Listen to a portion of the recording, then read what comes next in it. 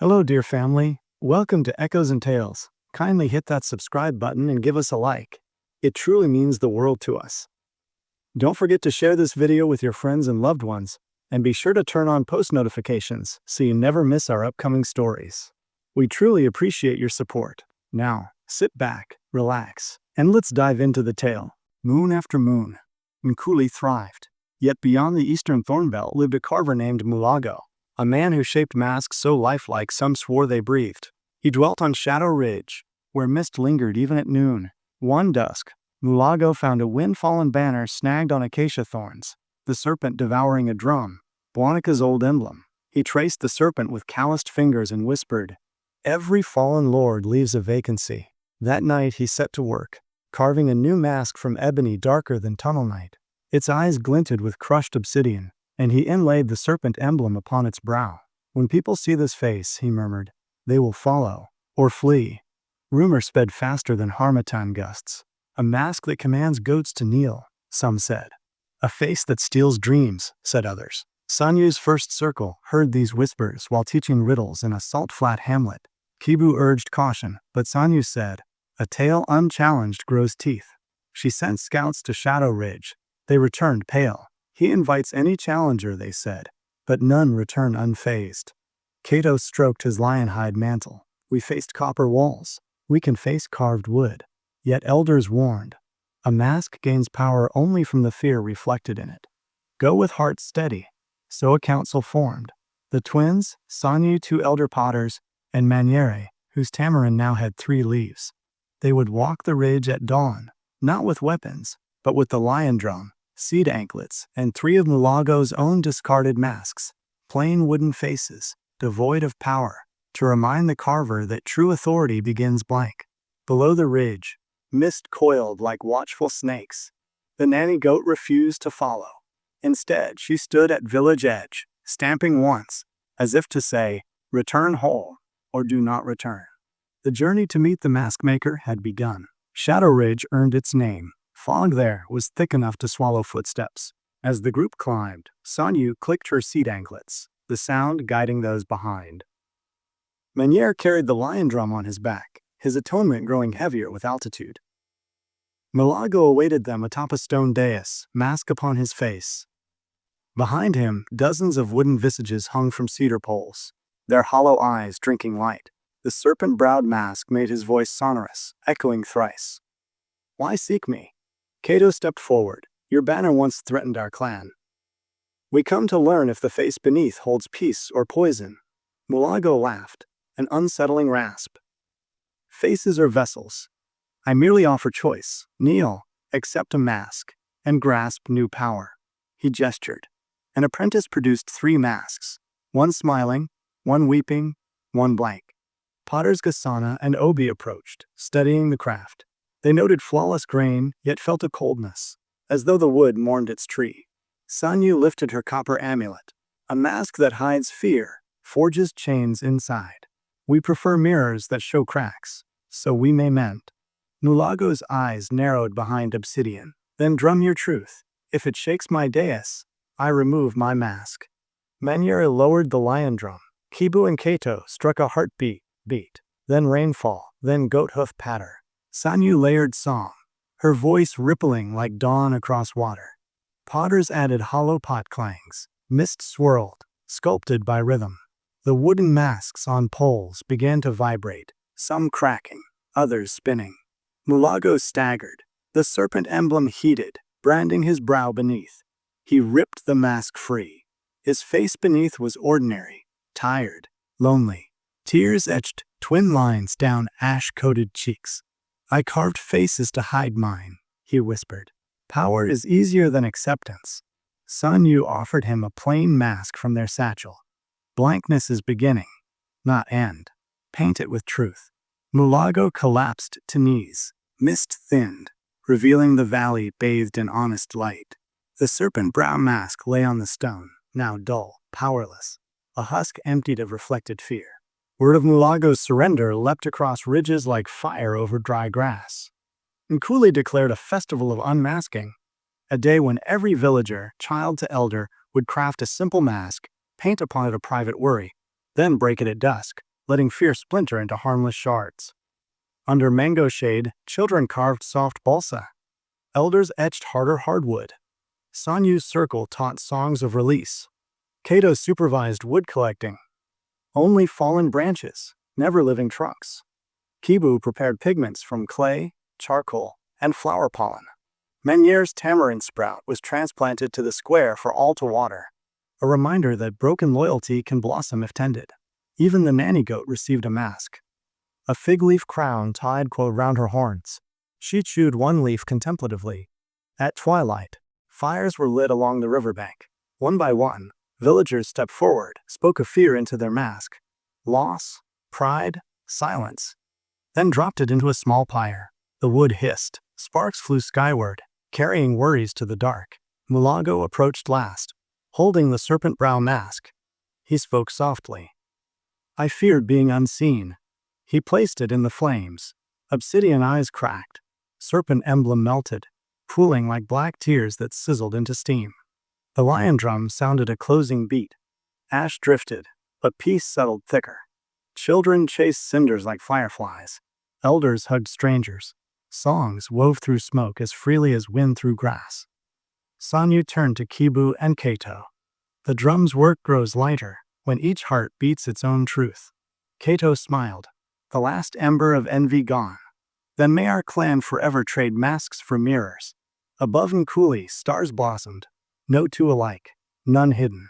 And in the hush that follows great laughter, the land itself seemed to breathe, relieved, ready for the next verse of living. With fears burned to ash, Nkuli turned its gaze outward. Sanyu's first circle proposed a wind road, a string of sister villages linked by shared grain stores, healing herbs, and traveling storytellers. So one drought need not starve a single hill, she told the elders.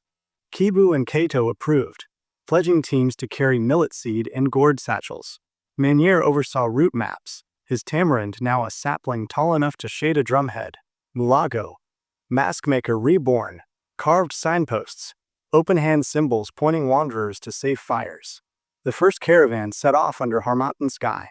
10 youths, 2 ox carts of seed, 1 nanny goat trotting proudly at the lead. As they walked, they drummed on gourds, turning the worst desert gusts into dancing dust devils. Mid-journey, they reached the drought-stricken plain of Isela. Fields lay cracked, children listless. The local chief, old and brittle as desiccated maize, doubted strangers bearing just seeds and songs. Sanyu knelt, pressing palm to powder-dry soil. She hummed the rainbird melody. Kibu tapped a hollow log. Clouds gathered thin as veil. No downpour, but enough mist to whisper hope. They built small seed mounds, taught water-saving ridges, left gourds of millet. The nanny goat butted the chief's knee, gently this time, then licked a child's cracked hand. The chief's eyes softened. Upon departure, each Izel villager received a seed anklet, symbol that every step can grow food somewhere. As the caravan moved on, distant drums signaled first sproutlings pushing through dust. Hope had taken root on the wind road. Beyond Izel, scrubland thickened into acacia thickets ruled by the Thorn Council, 5 desert clans whose elders wore crowns of woven thorn twigs. Outsiders called them harsh. They called themselves realists. When the Nkuli caravan sought passage, Thorn sent envoys bearing a test. Our wells are guarded by riddles. Solve 3 before sunset, else turn back. Riddle 1. I grow without roots, travel without feet, and can drown a city yet fit in a gourd. A child of the first circle answered, Smoke. The thorn-crowned envoy nodded. Riddle 2. 2 brothers race but never touch. One chases dawn, the other night. Kato smiled. Sun and moon. Riddle 3 was whispered at Sanyu alone. What is the weight of a promise? She pondered long, then replied, As heavy as silence, as light as laughter, measured only by the one who keeps it. The envoys conferred, opened their cactus-wood gates, and gifted clay jars of sweet well water. Go, they said, and may your promises weigh light upon you. That night around campfire, the youths debated the answer. Some said a promise weighs hope. Others said fear. Sanyu listened, content. The point was not her answer, but the questions that would now travel with every seed anklet beyond the thorn line. The wind road bent toward Moonbridge Gorge, where a natural stone arch spans a roaring river. Legend holds that if two singers harmonize atop the bridge at moonrise, the gorge will echo their deepest wish. Sanyu and Kibu climbed at dusk. On the arch, they faced shining water, swollen by distant rains. They sang, a duet woven of lake lullaby and hill heartbeat. Their voices rose, mingled, met moonlight. The gorge answered with a single echoed word, awake. As they climbed down, scouts reported refugees nearby, families fleeing a far-off empire's war. Eyes hollow, they carried nothing but stories of burning fields. Sanyu approached, offering gourds of millet. One refugee hesitated. Why give strangers seed? She answered, because someday you will not be strangers, and someone else will hand you a drum. They camped together. Refugee children learned the seed anklet dance. Nkuli youths heard tales of distant mango forests. That night Kato sat apart, staring at the river's silver thread. Malago joined him with blank masks and charcoal. We carve our future faces, he said. Kato drew a face with open ears, wide eyes, and a quiet mouth. To listen more, speak less, he mused. Malago smiled. The best masks are mirrors turned outward. Dawn rose on a caravan doubled in size. Refugees now part of the Wind Road, their footsteps joining the beat that began at Nkuli's lion drum. And somewhere, perhaps in a palace, perhaps in a dusty market, the word awake traveled too, whispered on winds that carry seeds farther than any map can follow. The swollen river beside Moonbridge Gorge was called Lumbala, the Rememberer. Elders said every name uttered along its banks sank into the current and drifted, fish-carried, to the ocean of ancestors. When the enlarged caravan prepared to ford Lumbala, Sanyu proposed a rite. Each traveler would speak the name of someone they wished never forgotten. Refugees murmured villages erased by war. Nkuli youths offered grandparents who had taught them songs. Kato and Kibu named Chief Mugabe in one voice, and the sound rippled across the water like twin stones skipping. Manier, hands on the tamarind sprout he now carried in a clay pot, whispered, my old self, so I may remember and not return to him. The nanny goat, hearing the hush of confession, bleated a single solemn note, as if adding the name of all unspoken animals. The river glimmered, accepting the litany. Then the rememberer revealed its mood, rising knee-deep, waist-deep, until carts threatened to float. Scouts fashioned a rope line. Children were ferried atop empty grain sacks. At midstream, a refugee elder stumbled. Kato lunged, steadying him. But the current stole Kato's lion-hide mantle and carried it downstream like a drifting crown. He gasped, yet Sanyu's voice called, let the river remember even that. Kato straightened, unburdened. On the far bank, they built a cairn of river stones and planted the tamarind beside it. Manier pressed damp soil around roots and said, grow, and recall each name we gave the water. That night, frogs sang new verses. Travelers slept knowing their losses were not vanished, only voyaging toward ancestor seas where forgetting cannot swim. Beyond Lumbala lay ruins of an old border palace, walls toppled by quakes generations ago. Refugees spoke of strange lights that danced there. Good omens, they hoped, or warnings. The caravan reached the site as dusk painted stones indigo. Broken columns jutted like ribs of a giant beast. Fireflies indeed winked everywhere, yet their glow was steady, rhythmic, almost scripted. Mulago squinted. Not insects, lantern beetles, trained. Hidden among rubble, they discovered a band of orphaned youths. They lived by salvaging copper filigree from fallen ceilings, guiding travelers at night with beetle lamps tied to reeds. Their leader, a girl named Zira, wore goggles made from palace-stained glass. Sanyu approached. Will you walk the Wind Road with us? Zira shook her head.